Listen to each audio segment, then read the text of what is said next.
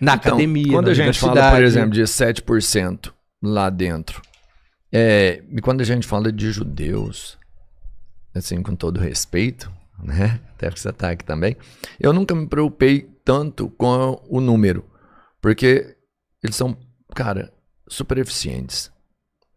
Você fala, tipo assim, ó, eles estão nos mais altos cargos lá dentro dos Estados Unidos, eles são os mais abastados financeiramente lá dentro, e assim é pro resto do mundo, sabe? Não é uma questão dos judeus que vivem estadunidenses ali. Você entende? Robertinho, Eles são extremamente capazes. Deixa Reflete no Nobel. Você já viu a história do Nobel? Sim, Quantos ganharam? Vocês são do caramba, mano. Mas Vocês deixa eu são me foda contrapor mesmo. um pouco a isso. Vocês são muito foda. Deixa eu me contrapor a isso. Eu não concordo com essa análise sobre os judeus como um grupo em si, com essa análise, né? Ou melhor, ela pode até ser verdadeira, mas a gente tem que entender as raízes históricas. Os judeus, durante muitos séculos, foram privilegiados. Durante a Antiguidade e a Idade Média. Foi um grupo privilegiado. E por isso mesmo surge o antissemitismo. Porque, de onde vem o antissemitismo? Então, Os judeus... Então, essa é uma discussão muito interessante. eu ia te perguntar, tá Eu sugiro que as pessoas... são tão perseguidos? Eu sugiro às pessoas lerem um livro de um judeu que foi sionista, que rompe com o sionismo e que é morto num campo de concentração. Ele chama-se Abraham Leon. Ele escreveu um livro chamado A Questão Judaica. E ele ele historiciza o antissemitismo. Em linhas gerais, o que acontece? Quando os judeus... Vamos ver um pouco a linha histórica da trajetória judaica. Muita dessa trajetória sem comprovações arqueológicas muito profundas, muito sérias, porque faz muito tempo. Mas os judeus são um pequeno grupo, provavelmente uma tribo, que sai da Mesopotâmia e vai para Canaã. Né? Aí vem toda a fabulação religiosa de Abraão, etc, etc. Mas são uma pequena tribo, provavelmente saem da Mesopotâmia, do Ur, e vão a Canaã. Essa tribo se amplia, como essa tribo entra em guerra com outras tribos, como era normal naquela época, não é? E é possível que na ampliação dessa tribo, ou dessas tribos vinculadas a essa tradição judaica, tenha se estabelecido em algum momento, aí já o que tem comprovação arqueológica é a criação do Reino de Judá, né? Que é de onde vem a expressão judeu. Né? Então, os judeus... a parte religiosa não comprovada é de que os judeus teriam criado um Reino Unido de Israel e Judá ali em Canaã, com aqueles contornos geográficos aos quais eu me referi. Repito, isso é uma narrativa religiosa, não há comprovação arqueológica de que esse Reino Unido tenha existido, e em tese também, segundo a narrativa religiosa, esse reino teria se rompido em função de contradições internas às tribos hebraicas, como se chamava antigamente, num reino chamado Reino de Israel ao norte e um outro reino chamado Reino de Judá ao sul. Né? O Reino de Judá há provas arqueológicas de que ele existiu, e no Reino de Judá estava incluído Jerusalém. O Reino de Israel ele é destruído pelos assírios, pelo Império Assírio. O reino de Judá foi destruído pelo Império Babilônico. Quando o reino de Judá é destruído pelo Império Babilônico, os judeus vão para a sua primeira diáspora.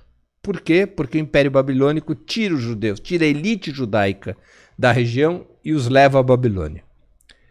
Quem liberta os judeus, veja só a ironia, quem liberta os judeus da Babilônia e os traz de volta, depois de 50 anos, a Canaã? Ciro o Grande, o imperador persa. A Pérsia, que é o Irã. Não é? Então, e essa é a origem também de você ter uma comunidade judaica no Irã. É muito antiga essa comunidade. Foram resgatados. Então, essa elite, grande parte dessa elite judaica volta pelas mãos de Ciro, o Grande. Essa elite, parte dessa elite volta a Judá e ali restabelece uma certa forma de Estado. A história é muito comprida, tenho que fazê-la curta aqui.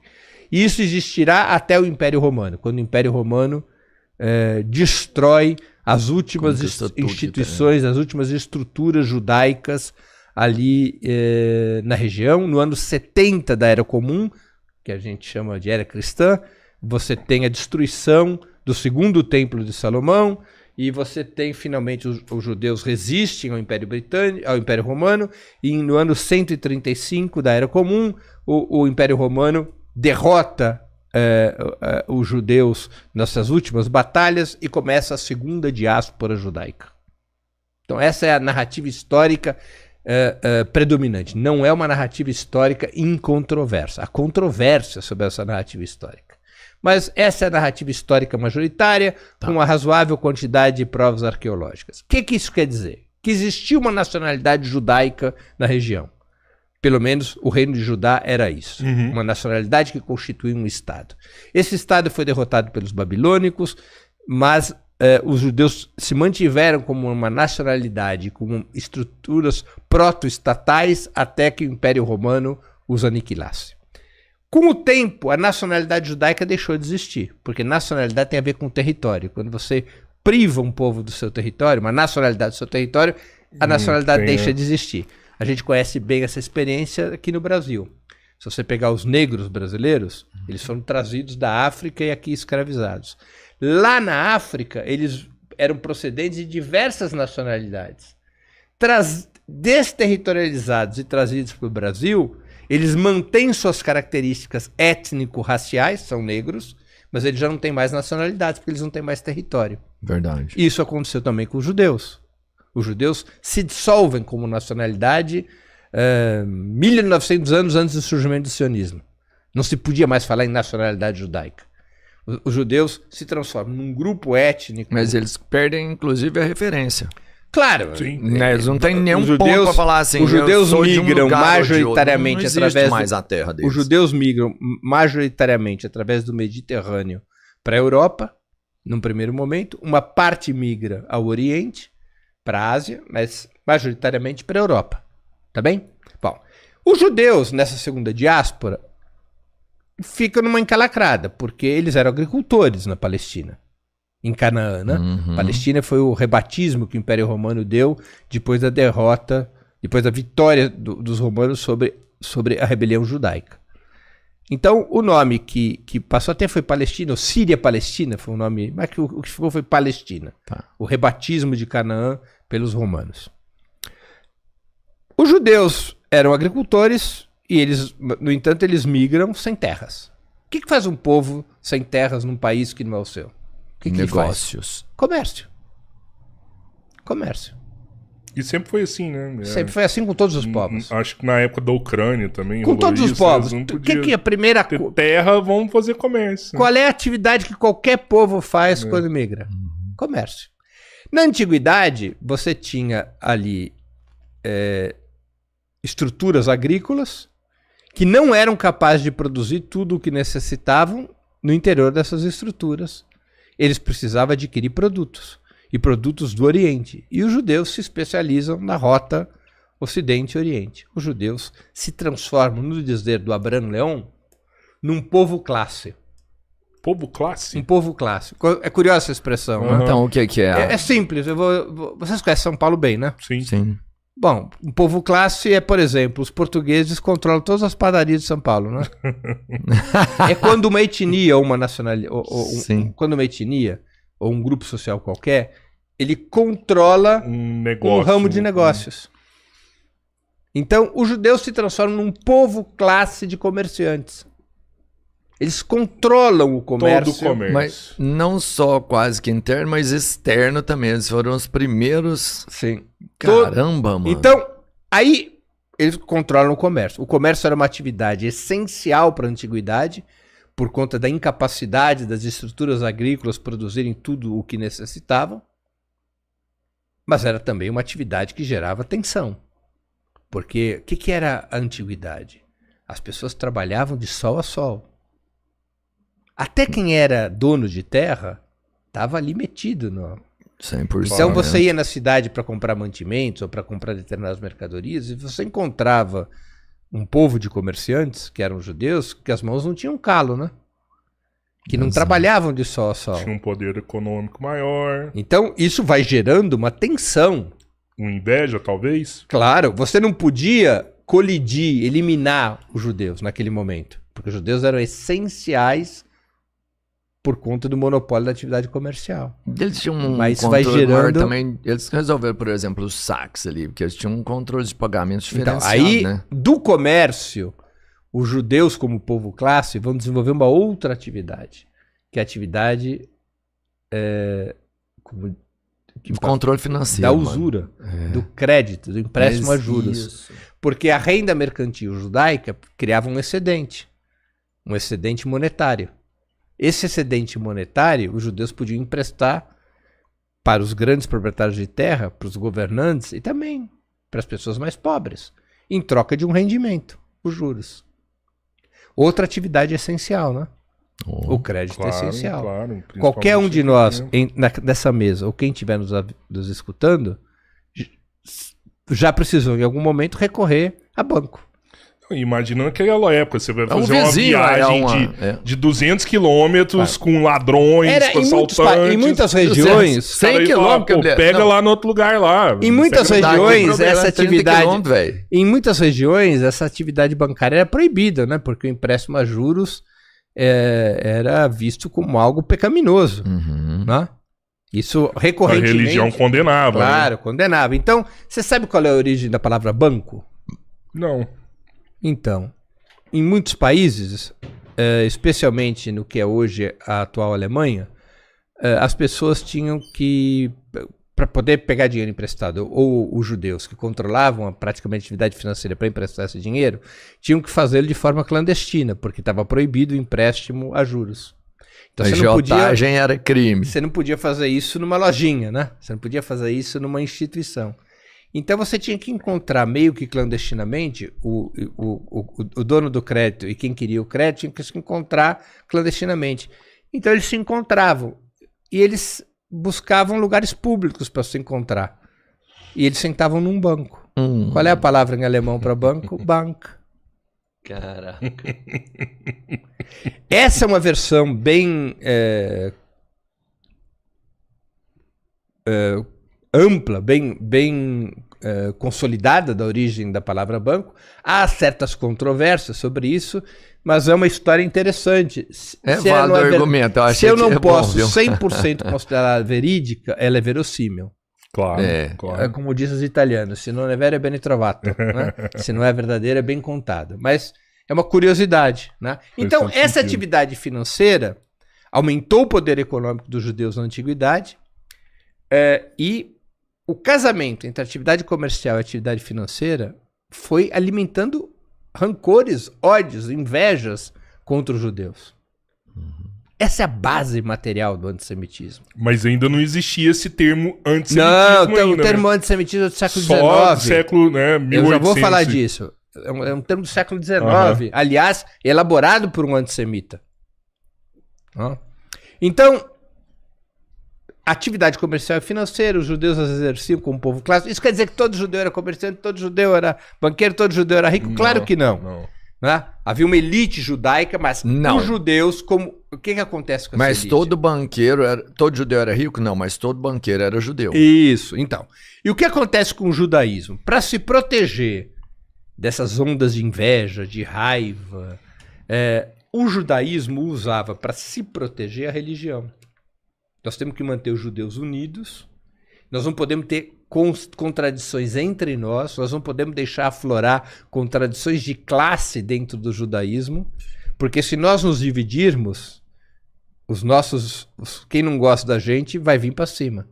Então, a vida religiosa ela é utilizada para manter a unidade do povo judeu na diáspora. Não é a religião que cria os judeus, são os judeus que criam a religião. Ah, não fala isso mesmo. Não é a religião que cria os judeus como povo classe. É o povo classe que precisa da religião para poder manter Pra sua se unidade. manter unido ali. Claro. Mano do céu. Por isso que a religião judaica atravessa... A religião é muito anterior a isso. Não. Mas veja, por que todos os povos tiveram a dissipação das suas religiões na imigração? Que religião que você conhece que, tendo vivido sob tanta perseguição, se manteve relativamente íntegra? Não tem. Então, isso acontece porque as necessidades materiais da elite daquele povo clássico era manter a união do povo judeu. E para manter a união do povo judeu, de judeus ricos e judeus pobres, qual era o caminho? A religião, a sinagoga, a vida comunitária, a Torá, a leitura conjunta dos textos religiosos. Então, os judeus vão se amoldando a essa situação. Agora, os judeus, para chegar no que você disse dos prêmios Nobel... Não, mas sabe o que eu pensei? Juntando tudo. Isso que é uma aposta. Cara, não tem, que ele é um judeu, né? Olha essa frase. Ele sabia disso também? Isso, claro. Albert Einstein, evidente. Compartilha aí, Robertinho. Compartilha com a audiência. Cara, isso aqui é pro cara que tá no Spotify. É uma frase do Albert Einstein. Eu creio no Deus que fez os homens e não no Deus que os homens fizeram. Albert Einstein. É isso. Era um judeu, ele sabia disso também, mano. Então, é louco. o que acontece, então? Você tem essas características. Um povo clássico no comércio e nas finanças. Vamos ver, a gente consegue ver assim o lado da perseguição, porque essas são atividades que geram ódio, né? É muito simples. Eu pergunto a qualquer um que esteja nos ouvindo aqui, onde está a câmera para eu ver? A qualquer um de vocês esteja assistindo, alguém gosta de banqueiro? Num grau menorzinho, alguém gosta de comerciante? A gente sempre acha que o comerciante está cobrando mais caro. A gente sempre acha que o comerciante está entregando uma mercadoria de qualidade inferior ou quantidade inferior a que prometeu. E o banqueiro, a gente sempre acha que a gente está sendo esfolado pelos juros e com razão. Não, o comerciante a gente acha, o banqueiro eu tenho certeza. Isso. Você entendeu? Exatamente. Tem uma diferença grande. Um eu acho, o outro eu tenho certeza. Claro, então, evidente que isso ia provocar um rancor social. Um rancor de classe contra os judeus. Agora, vamos ver o lado que beneficiou os judeus. Tempo livre. Os judeus não estavam escravizados pela agricultura. Os judeus tinham horas livres de trabalho e tinham recursos financeiros. Poderia O que os judeus... Claro, o que os judeus fazem? Tanto é que eles tinham o domínio da leitura que muitos povos não Pronto, tinham. matou a bala, matou a bala. Então, os judeus vão acumulando por séculos. Todos alfabetizados. Educação, cultura, artes. A cultura passa a ser apropriada e produzida pelos judeus desde a antiguidade, porque tinha um tempo livre e recurso financeiro. Não existe a possibilidade de uma vida cultural e educacional de alto nível quando você é escravizado pelo trabalho. Pelo capital. Né? Eu concordo, mas eu vou discordar um pouquinho. É impossível discordar, Robertinho. Porque existiram outras pessoas, outras famílias e outras lares que sempre foram muito bem financeiramente e que não trabalhavam. Isso existe até hoje. Mas nem todas conseguiram destaque, sabe, sobressair. Mas aí você... Então, mas veja só, isso aqui... Não dá pra desmerecer. Falando de uma parada milenar. Não, mas é que você vai ter você tem que ter um elemento... Exato. Escuta, mas você vai ter um elemento que é assim, que aí é o papel da religião também, que é assim, como a gente estava falando antes, a religião é que permite os judeus se agruparem. O elemento essencial da religião é a leitura. Para poder haver a leitura, as pessoas tinham que saber ler. Então, a leitura você tem que fazer com que as pessoas aprendam a ler. Num mundo em que a taxa de analfabetismo era 95%. Até nas elites. O rei não sabia até nas ler. elites. Sim, o rei não sabia ler. Claro, então o mecanismo da sobrevivência judaica vai gerando possibilidades e necessidades para esse alto nível educacional e cultural dos judeus ao longo de séculos. Então, se os judeus são um grupo étnico-cultural que se destaca do ponto de vista da cultura e da educação, sim. Mas porque eles têm alguma característica genética diferente dos demais? Não! Porque os judeus, durante séculos, acumularam conhecimento e educação em função da situação material que vem da antiguidade e da Idade Média. Boa. Quando é que começa a situação a ficar feia para os judeus para valer? O antissemitismo vem da antiguidade. Mas ele começa a ficar feio no final da Idade Média. Por que começa a ficar feio?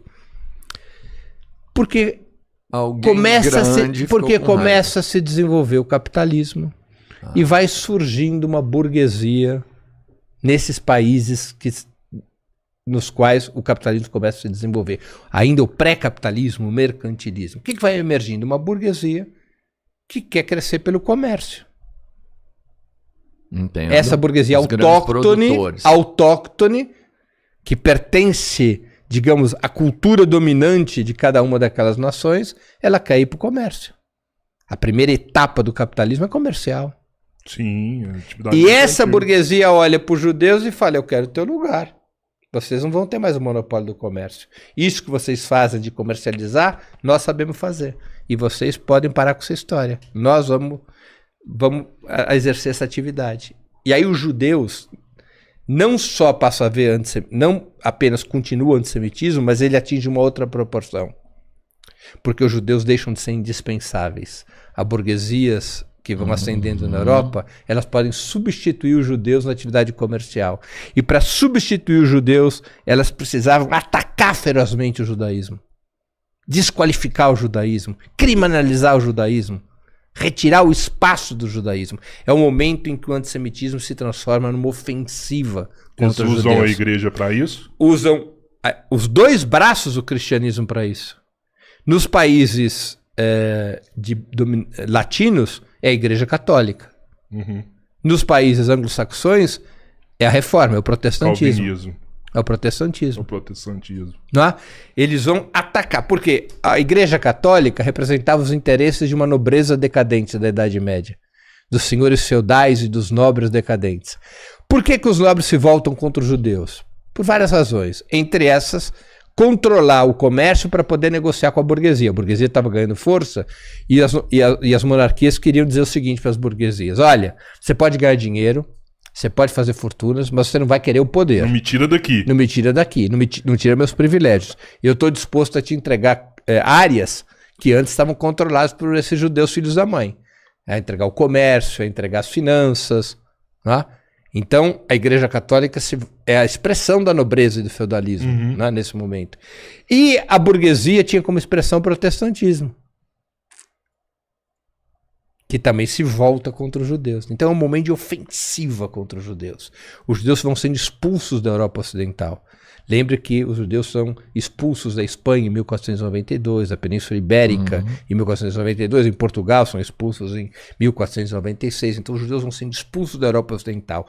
Parte dos judeus que começa a sofrer essa ofensiva na Europa Ocidental migra para a Europa Oriental, porque na Europa Oriental o capitalismo ainda não se desenvolvia. Ainda estava numa etapa anterior do desenvolvimento histórico. Outra parte dos judeus vão para a África e vêm para as Américas. É quando os judeus se espalham pelo mundo. Né? É quando os judeus se espalham pelo mundo.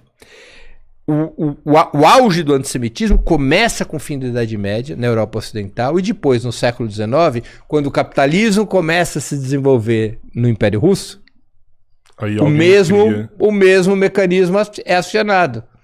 Ou seja, vai ascender uma burguesia russa, essa burguesia russa vai querer o espaço dos judeus. Né? Os judeus vivem em função dessa situação que já carregava da Europa Ocidental, um processo de empobrecimento, um processo de proletarização. Os judeus mais ricos conseguem se manter como parte da nova burguesia, ou porque compram títulos, como fez o Rothschild, sim, ou porque têm grandes fortunas e conseguem se ajeitar nos universos capitalistas que vão nascendo. Mas os judeus mais pobres, mais vulneráveis, vão se incorporando às fileiras da classe trabalhadora, vão se incorporando até mesmo ao campesinato, porque as regras obrigavam a isso. Então, nessa situação, no século XIX, na Europa Oriental, em que os judeus se proletarizam, se empobrecem, perdem a força que tinham tido na Antiguidade e na Idade Média, nesse momento é que uma parte do judaísmo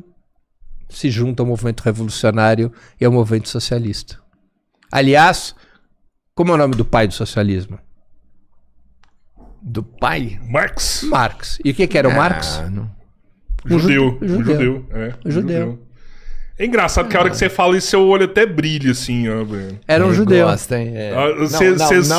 tem um sorriso disfarçado, assim. Não, porque o papel... Porque eu te digo, eu me orgulho do papel dos judeus na luta socialista e revolucionária. Foi um papel decisivo. Por que ele foi importante, Robertinho? Voltando à tua questão.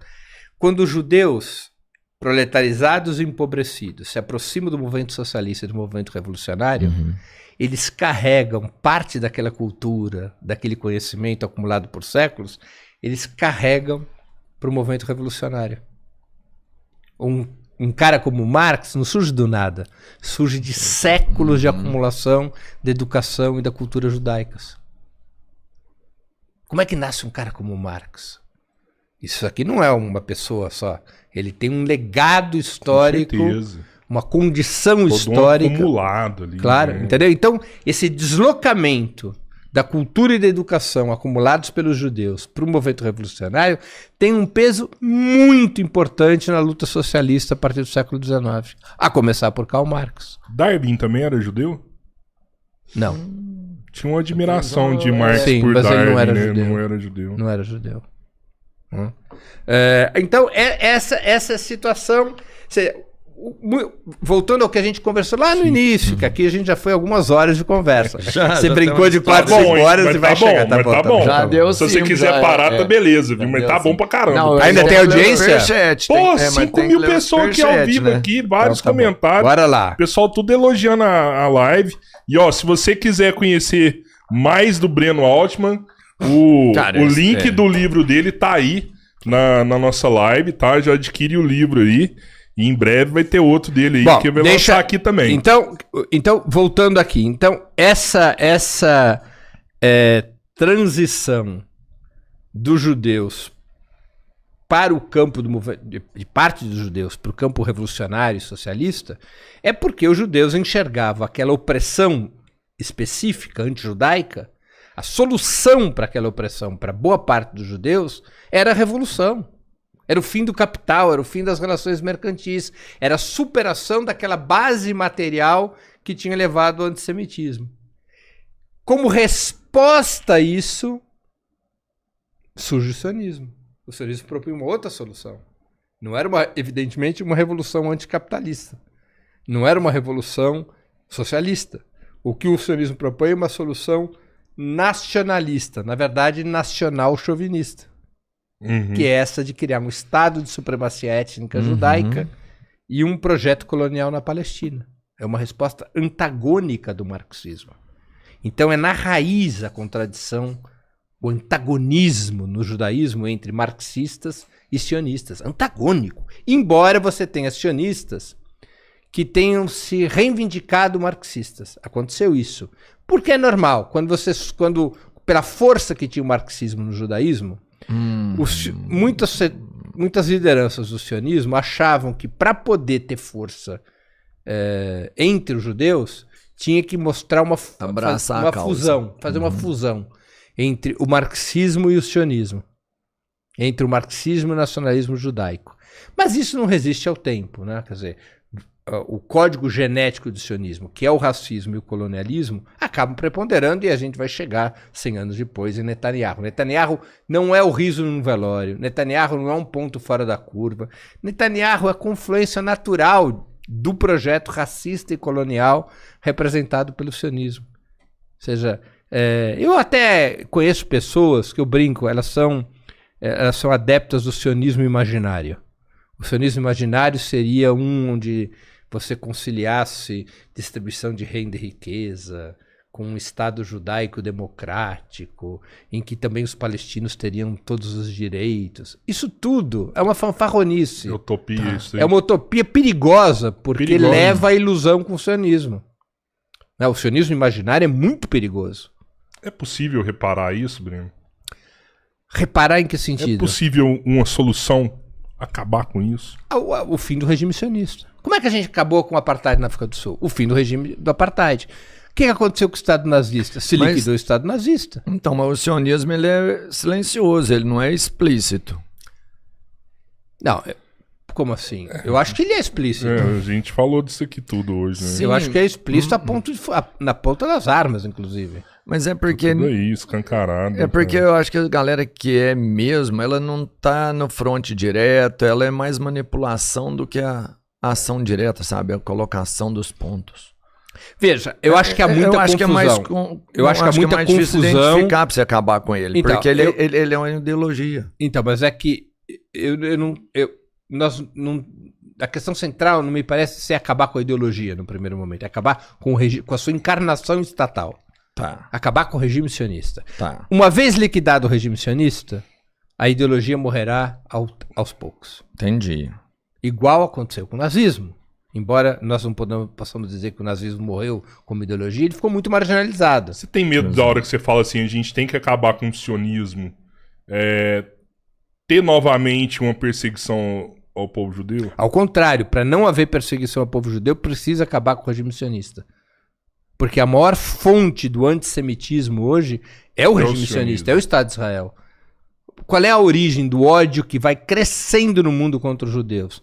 São os crimes de lesa humanidade e genocídio que Israel pratica na Palestina e agora o ataque contra o Irã. É daí que vem o ódio contra os judeus. Então, acabar com o regime sionista, liquidar o regime sionista, jogar o regime sionista no mar é essencial para que não haja antissemitismo.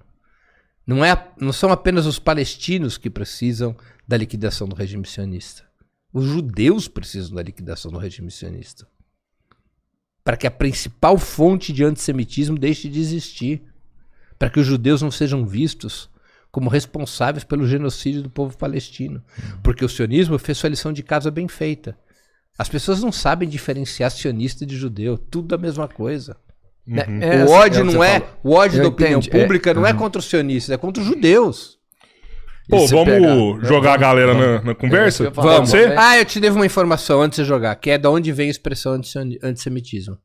Eu acho que é 1800... Em 1867, um jornalista alemão chamado William Maher, ele era um antissemita. Ele era um violento antissemita. Mas era aquela época do positivismo e ele queria dar um ar de ciência ao Judenrat, ao ódio contra os judeus. Ele queria criar uma ciência antijudaica. E aí ele escreve um livro em que ele cria a expressão antissemita. Veja, as pessoas dizem, mas os árabes também são semitas. É verdade. Semita vem de uma família de idiomas, os idiomas semíticos, dos quais os dois idiomas sobreviventes são o hebraico e o árabe. Mas o aramaico também fazia parte da família dos idiomas semitas e assim por diante. Né? Portanto, seria certo dizer que, e é certo dizer, que árabes, judeus e outros são povos semitas. Mas a expressão antissemitismo ela foi criada para dar ares de ciência ao antijudaísmo. Então, quando a gente usa a expressão antissemitismo, eu mesmo a utilizo, eu evidentemente não estou desconsiderando o caráter semítico dos povos árabes. Estou apenas utilizando um conceito que foi criado por um antissemita, William Maher, para dar ares de ciência ao antijudaísmo vigente na Europa. Boa. Bom, agradecer a galera aí, vários membros no canal, Albertinho. Nossa, sim, hein? Leone Maria Ferreira. Valeu, Leone.